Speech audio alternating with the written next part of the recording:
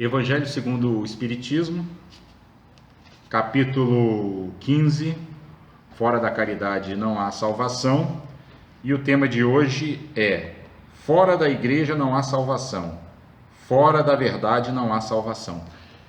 Esse tópico, na verdade, pessoal, Kardec vai fazer uma análise sobre essa frase, que é uma frase sectarista, né? Vocês já viram, né? Fora da igreja não há salvação.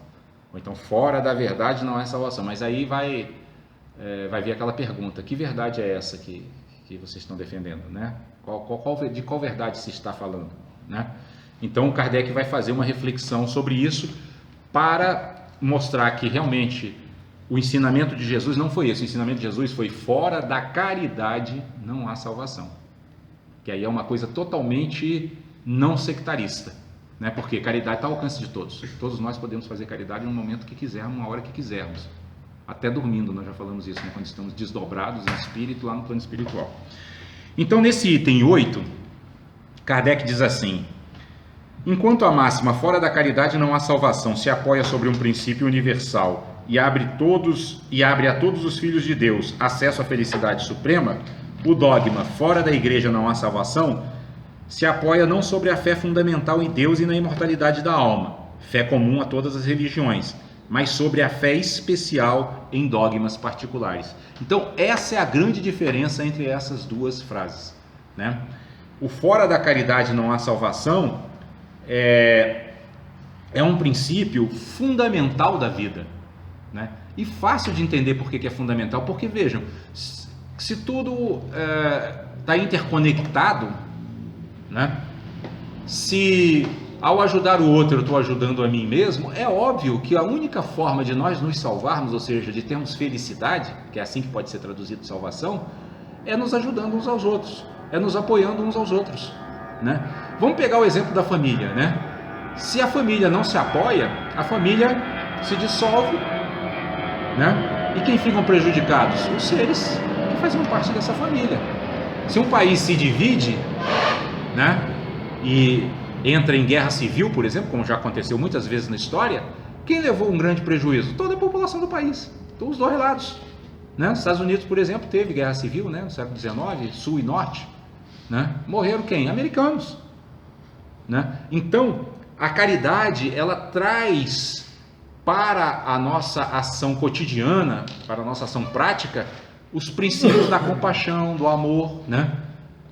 De uma maneira lúcida, né? Ou seja, percebendo que, conforme diz Francisco de Assis, é dando que se recebe, né?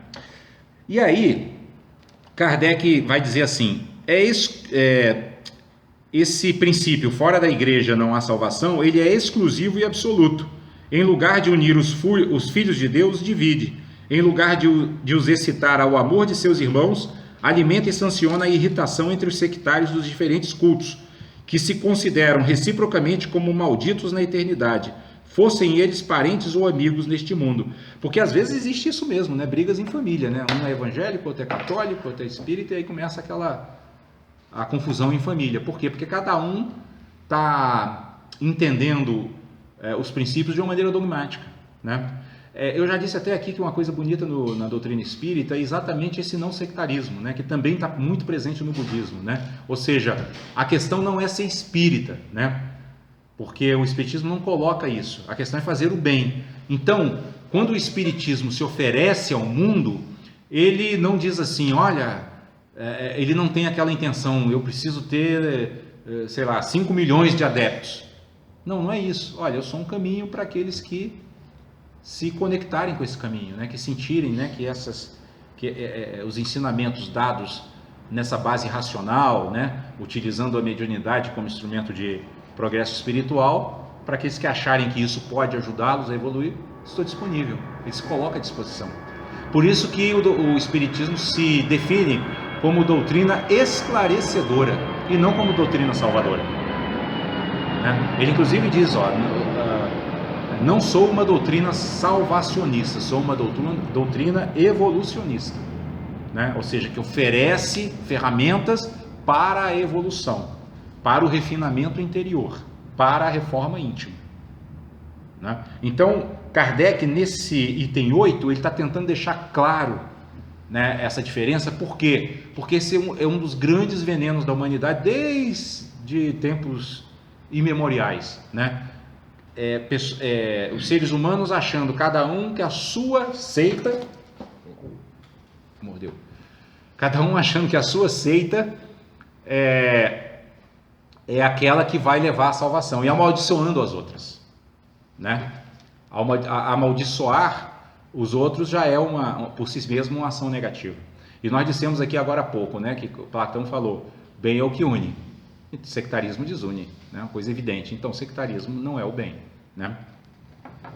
E aí Kardec segue dizendo, desconhecendo a grande lei da igualdade diante do túmulo, os separa até no campo de repouso. Ou seja, essas visões dogmáticas, elas até hoje em dia já não tem mais isso, mas antigamente tinha isso também, né? Não quero que meu parente seja enterrado ali do lado de um herege, né? Então agora já melhorou um pouquinho, pelo menos no cemitério a gente já aceita que um evangélico seja enterrado do lado de um católico ou de um espírita, né? Pelo menos penso eu que ninguém tenha mais esse tipo de restrição, né? Não tem mais nem escolha. Não tem mais, acho que não tem mais nem como escolher, né? Talvez alguns, se pudessem escolher, talvez escolheriam também, né? Porque essa é a questão, porque, como diz Emmanuel, a desencarnação não é um banho miraculoso. Então, mesmo quando a gente desencarna, aquilo que a gente não corrigiu vai levar, até inclusive o sectarismo, né? E nos grupos mediúnicos, a gente, quando vai fazer atendimento a espíritos sofredores, várias vezes vê manifestação de padres, por exemplo, né, que continuam com aquele espírito sectário e gerando sofrimento para si mesmos. Esse é que é o ponto, né? E que chegam no grupo mediúnico ali para serem esclarecidos e ver se mudam seu ponto de vista para diminuir a aflição, né? E aí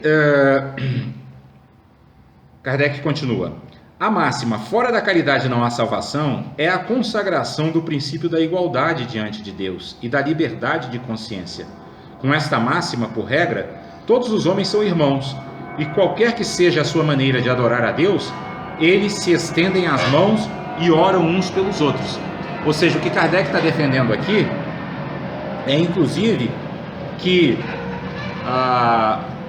os seguidores de diferentes religiões rezem uns pelos outros, porque é assim que tem que ser, né? Porque não tem nenhuma religião, pelo menos atualmente, né, que até onde eu saiba são todas monoteístas, né? Então significa que todos acreditam num Deus único. Ora, se Deus é único, único Pai, todos são filhos do mesmo Pai, todos são irmãos, né? Mas é engraçado, né? Quando a gente não está lúcido, a lógica não funciona, né? Parece que a gente fica totalmente irracional, né? Perde completamente a racionalidade.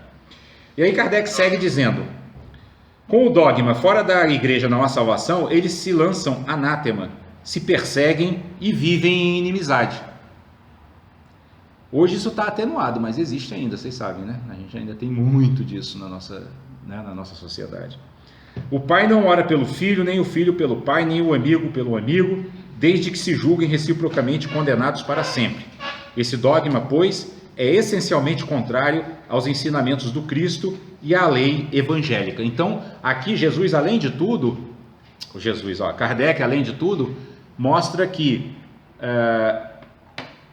esses dogmas, eles são inclusive anticristãos, né? E isso é muito interessante, né? Porque a gente vive num mundo, o mundo ocidental hoje, ele se denomina cristão, mas todo o seu comportamento é anticristão em nível coletivo, né? Internacional, nacional, do jeito que você quiser olhar, é totalmente anticristão, né? Parece que o farisaísmo da época de Jesus continua atuante, só não tem nome de farisaísmo, né? Mas essa energia do sectarismo farisaico da época está aqui presente.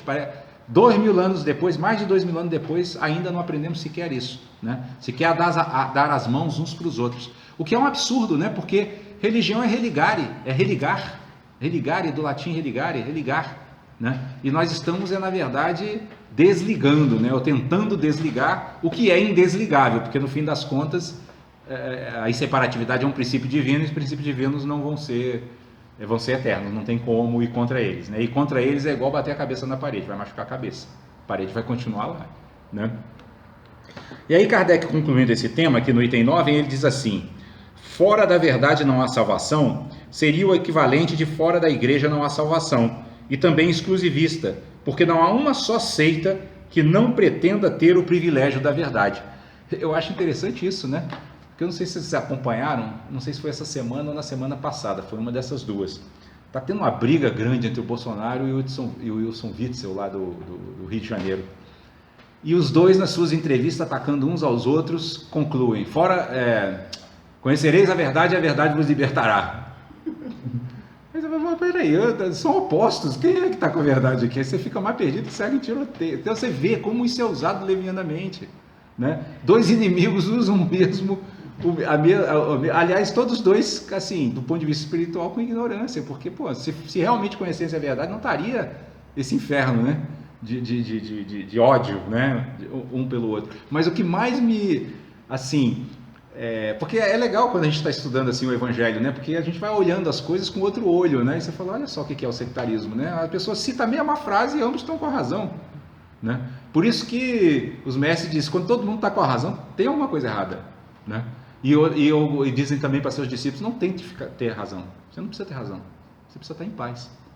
Isso é muito bonito, né? Eu não preciso ter razão. Eu só preciso ficar em paz. Comigo, com o próximo, com a sociedade, com o meio ambiente, né? E aí Kardec segue: qual é o homem que pode se gabar de possuir a verdade inteiramente quando o círculo dos conhecimentos aumenta sem cessar e as ideias se retificam a cada dia? Né? Cada dia as coisas mudam, né? A própria ciência, né? Uma coisa que era verdadeira século passado ou no século XIX, hoje já não é mais. Na própria física, né? Aqueles princípios absolutos, velocidade, tempo, espaço, não, isso aí, ó, eu estou vendo, é assim, não tem outro jeito. Não, esse é o jeito como nós estávamos vendo naquela época. Mudou o jeito de ver, aí surgiu a física quântica. Então, até na ciência é assim, imagine na vida pessoal. Quem aqui é o dono da verdade? E outra coisa, essas verdades às quais nós nos referimos são verdades convencionais, elas são relativas, elas são válidas dentro de determinadas condições. E as condições mudam. A verdade absoluta, ela está além de palavra e pensamento. Ela não tem como conceituar. Nós não temos como definir Deus, né? Porque se eu definir Deus, eu limitei, ele é limitado, como que eu defini? Por isso que os chineses, muito sábios, né, vão dizer, né, que o Tao, né, corresponde a Deus na filosofia chinesa, né? Então, quem conhece o Tao não fala sobre ele, quem fala sobre ele não conhece, porque não sabe que sobre ele não dá para falar nada, porque ele está além de conceitos, né? Tanto é que a gente só atinge essa verdade absoluta por via da meditação, não é por via racional, ela transcende a racionalidade. Então é uma grande besteira estar querendo ser o dono da verdade, porque eu quero ser o dono de uma verdade impermanente, que lá na frente vai se desfazer, como tudo na vida se desfaz. E aí, Kardec segue aqui nessa sua conclusão dizendo o seguinte: a verdade absoluta não pertence senão aos espíritos de ordem mais elevada, e a humanidade terrestre não poderia pretendê-la, porque não lhe é dado tudo saber. Ou seja, espíritos imperfeitos não têm a visão da verdade absoluta, só os espíritos iluminados, só os espíritos perfeitos, Jesus, Buda, que atingiu a iluminação, Krishna e outros, tá? Ela não pode aspirar senão a uma verdade relativa e proporcional ao seu adiantamento. Foi o que nós acabamos de falar. A gente evolui e aí o que ontem nós achávamos verdade hoje não é mais, né? Então a verdade, ela não pode ter essa consistência sólida, porque ela não é sólida, ela é fluida, né? Ela vai mudando, ela é como um rio que corre, né? E lá na frente a correnteza já está de uma maneira diferente. E aí Kardec segue: se Deus houvesse feito da posse da verdade absoluta a condição expressa da felicidade futura, isso seria uma sentença de proscrição geral, né? Ou seja, se nós, para termos felicidade na vida futura, no plano invisível, tivéssemos que ser portadores da verdade absoluta, literalmente estávamos perdidos, né? Porque tem algo que nós ainda estamos muito longe dessa verdade. Mas olha o que ele vai dizer: enquanto que a caridade, mesmo na sua acepção mais ampla, pode ser praticada por todos. Então a caridade é bem mais democrática, né? É acessível a todos, não tem exclusão, né? Qualquer um pode praticar. Até você tá lá preso, digamos, tá lá no presídio, um ambiente de violência, mas você pode fazer uma coisa que ajuda o seu companheiro que adoeceu, né? O seu companheiro que está com algum problema, né? Você conversa com ele. Então, qualquer lugar a caridade está acessível, né? Ela se coloca à disposição de todos. O Espiritismo, de acordo com o Evangelho, admitindo que a salvação independe da crença, conquanto que se observe a lei de Deus, não diz, fora do Espiritismo não há salvação. Ele não diz isso, fora do Espiritismo não há salvação. E como não pretende ensinar ainda toda a verdade, também não diz, fora da verdade não há salvação, máxima que dividiria em lugar de unir e perpetuaria o antagonismo. Então, olha que coisa curiosa, a doutrina espírita persegue a verdade sempre, né? Ela procura sempre, cada vez mais, abarcar a verdade. Mas o próprio Espiritismo, como diz Kardec aqui, e diz lá no Livro dos Espíritos também, ele é progressivo. Kardec diz isso, eu não sei se vocês lembram dessa pergunta, onde ele diz o Espiritismo é progressivo, né? Ele progride inclusive junto com a sociedade, junto com a ciência, né? À medida que novos conhecimentos vão sendo incorporados, o Espiritismo vai também utilizando eles como ferramenta de evolução. Por exemplo, hoje nós temos conhecimentos médicos, de psiquiatria, que não tinha na época de Kardec. Eles foram incorporados pelo Espiritismo. Nós estamos cheios de palestrantes psicólogos, né? Médicos holísticos, né? Médicos alternativos, etc. Coisas que vão surgindo e que o Espiritismo incorpora naturalmente. Por quê? Porque ele tem essa abertura.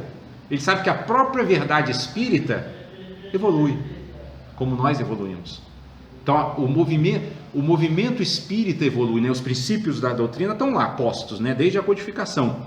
Mas o movimento espírita vai detalhando esses princípios de maneira cada vez mais ampla. E ele consegue fazer isso por quê? Porque não tem visão estreita. Não tem essa visão que Kardec está dizendo aqui, fora do Espiritismo dá uma salvação. Não, ele não tem essa visão, né? Ele tem a visão de que o Espiritismo é eu acho até bonito, um movimento espírita. É uma coisa que está em movimento, que portanto está em crescimento, junto com aqueles que o praticam.